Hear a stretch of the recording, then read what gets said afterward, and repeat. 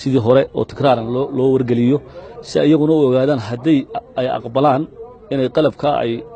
bakhti afuufayaane ay u aqbasho ay kaawo inay dabeedna ay ku shaqeeyaan inay noqoto qasab inay Soomaaliland hawadeeda iyaduna hanato taasina waxay keenaysaa violation inay dhacaano hawadii khilaaf yimaado diyaaradii dhan walba lagala hadlo taasina waxay keenaysaa in diyaaradu istaagaan dhamaantood Soomaaliya oo dhan dib uun baa haddana u keenaysaa in la wada hadlo marka halkay dhigta halka ka taabanayaan qolada koonfurtu waxaan isleeyahay Peter waxa fiican in saaxadda wada hadalka oo tii annagu aanu bilownay oo qodobadan ku heshiinay ahayd oo caddahay oo ahaa technical committee labada wasaaradood in la saaro sida loo qaybsanayo loo maamulanayo hawadii ee loogula soo wareegay ay kaawo iyo ayata in laga heshiiyo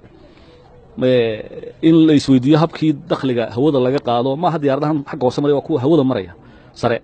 ee dakhliga ayata ka qaado in sidii loo qaybsan lahayd in la isweydiiyo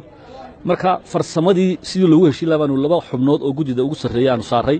mid wuxuu ahaa Siciid Saqiira ninka la yiraahdo ninka kale waxa nin farsamo yaqaan oo ka socday wasaaradda gaadiidka Soomaaliya wax qoraal ah iyo heshiisa termiskii ay qolada hay'adan xadinaysa qortay mooyee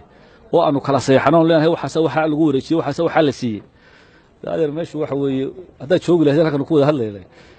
waxa oran lahayd abaal weyn bay Soomaaliland gashatay oran lahayd laakiin dawladda nasiib darro dadka meelaha kale dawladda hore aslantriye dawladda waxaasi ma jiraan nimankaasi waxa weeye dadaal iyo isku day bay wadaan inagana isku daygii waa inoo furan yahay horena waa inoo dadaalay wixii qalabaha waxaan isleeyahay maanta wax yar baa ka dhiman oo waa Soomaaliland waa u diyaar cid hawadana inagu haysato oo inagu faragelinaysa ma jirto khalkhal hawada ku dhacun ba aakhirka haddaan miiskii wada hadalka la isugu imaan xal laga gaadhin waxaan isleeyahay markaa sababta maalin walba tan u sameeyaan maanta tan waxay u sameeyaan maan isleeyahay horta qalab bay daxliga ka jireen hawada lama wareegin haway la wareegeen oo ay kaawo intay soo fadhiistay tiri waxaanu sameeynay official hand over oo hawadii man ku wareejinay Soomaaliya qalabkii oo dhan ma jirto laakiin way dadaal ay sameeyeen inagana waajib way dadaalkaas waa socday waana la wadaa imaka kaliya waxaan isleeyahay waxaan imaka u soo celiyay waa barashar siyaasi oo gudahooda jira oo farmaajo iyo dawladdiisa lagu hayo ama baarlamaanka ku hayo federaalku ama cid kale ku hayse ayuun bay isleeyihiin indhaha dadweynaha u jeediyeen wax qabad iyo wax sameeyeen oo hawadii la soo wareegteen oo waxa weeyo man isleeyahay waa cudurka ka gala fardaha hadii laga gubo dabada lama gaarayo waa mid gudahooda taala ayuun bay inagana saameyn nagu leh laakiin waxaan isleeyahay dawladda xukuumadda madaxweynaha Axmed Xalle maxaan ku dhahdaa Muuse Biixi Cabdi iyo wasiirka arrimaha dibadda xilligan hawsha ka wada soconayna joogo Dr. Saacad ragga wasaaradda joogay meesha hay'adda laga dhigayna waxaan isleeyahay waa rag xogogaal oo Saqiira waa jooga Cabdi Rodol waa nin khabiir oo waxaan aqoon u leeyahay qalabka la isticmaalayo wixii ka qabiya meesha lafteeda runtii aad baan ugu faraxsanahay umana baqanayo Soomaaliland kaalinteeda anigu si cadna waxaan u sheegayaa ma jirto inaan u saciino anagu wax soo dhicino Soomaaliland mooyee sabab aanu cid kale ugu xaqleedaa adeerta mustaqbalkeeda caruurteeda yaanaga iyo Soomaaliland oo dhan baa leh si u dhici karaysa taas ma dhacayso marka waxaan cadeynayaa shirkaana waa loo dhamaa shir albaab hoosti laga xidhay maahe wixii kii hore ka soo baxay kan dambe wixii ka soo baxay labadaba madaxweynaha iyo madaxtooyada waa u gudbinaynay Dr. Saacad oo wasiirka arrimaha dibadda waa la socday wasiiradu iskama dhaqaaqaan oo ma tagayaan oo maayo inta cararaaban shir galaya dabadna iska soo noqonaya laakiin waxa weeye wax wuxuu ku baxayaa ujeedo leh la isla qaatay oo kaga qayb galaya wuxuu la soo noqdana cid accountable iyo la xisaabtamaysa warkeeda waa siinaya farsamada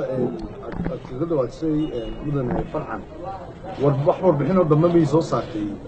waxaan filayaa waa inaga doorashada galay nimankan waxaan isleeyahay marka fursadda ka faa'iideystay waxa intii doorashadan ku jiray weeye taa waxa weydiin doontaan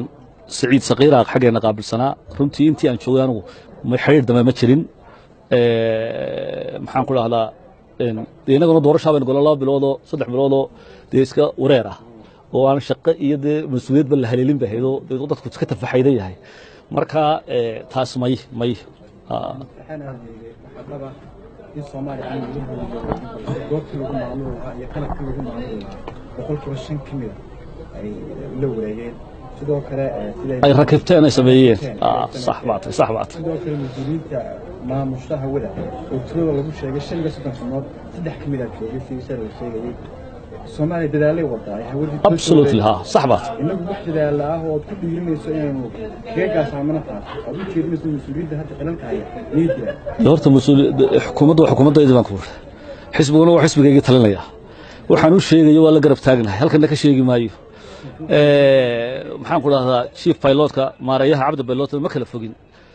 runtii time to time waanu xidhiidhnaa waxa la wuxuu talayga baahdo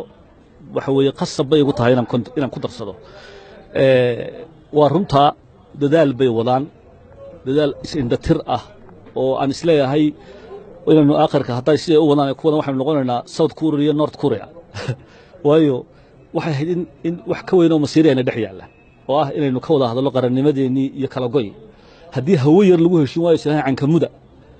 waxaan isleeyahay aakhirka dee waa colaad bay keenaysaa iyo isnac iyo kala fogaanshiyo oo xitaa wixii masiiriga ahaa kalaan laga wada hadli karahay marka runtii ayaan darro iyaga ku socoto weeyo ay gacmahooda isku jarayaan waxaan isleeyahay waxay ku hafteen oo siyaasadda muqdisho ku hafteen bay isleeyihiin indhaha dadka dhinac kale u jeediya anu taasaan aaminsanahay laakiin innaga haddana inaynu ku seexanno maahe waajibkayna saaran waxa weeye inaynu ka tabaabasho horena waan uga tabaabashaysanay ilaa Singapore waxaan u tagay wax kale ma yahay waxay qalabkii hawadana aan ku maamul lahayn la keeno maantana wixii inoo taagane dhamaystir u baahan waa ka wada soconaa maxaan ku dhahdaa hay'adda duulista iyo madaarada halkana waxaan ka sheegayo dee ma aha waa wax u gaara maaragtay waxaynu iskaga celin leyn weeye ma haddana halkan kusoo bandhigo idhaahdo waxaasa aan idhi waxaasaan idhi waxaan u malaynayaa qurux badnaay dee xilkiina ma joogay imako inaan ku ixtiraamo cidda joogtana waajib saaran weeye